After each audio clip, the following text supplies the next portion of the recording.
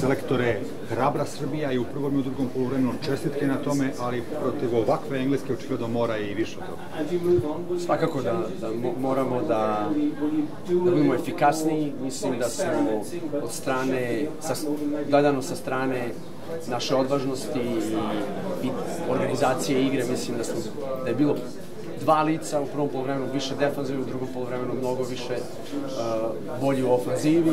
Mislim da smo bili na prekidima opasni, mislim da smo imali dobru šansu u prvom poluvremenu kada je Kostić falio nam je taj blok koji smo vežbali, ali nismo izveli da bi oslobodili, da kažemo, Kostića da može da završi tu akciju. Tako da su sve smo nekako došli, ostali nedorečeni, nažalost, i krivo mi je zaista, jer su momci odradili sjajan posao, mnogo im je bilo stalo i mnogo su pokazali odvažnost, hrabrost i jedinstvo.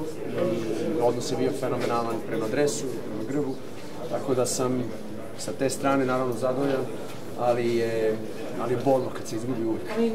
Pohvalili ste u razgovoru za državnu televiziju igru dvojice početnih igrača. Da je to znači da vas prijatno iznenadili svojim nastupom? Mislim da smo pričali o tome, meni je da volim da igram sa bekovima i danas je bilo zaista izazov kako će odgovoriti na zahteve oba naša beka, koji mislim su bili sjajni, i Terzić i Mimović.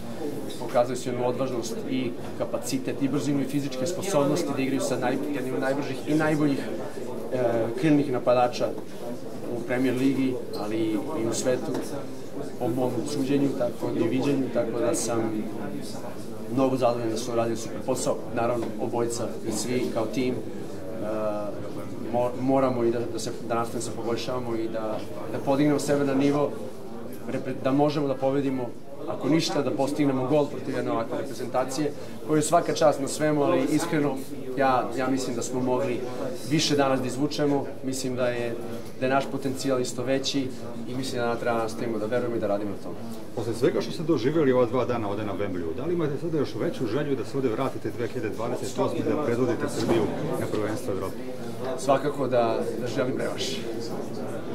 Hvala puno.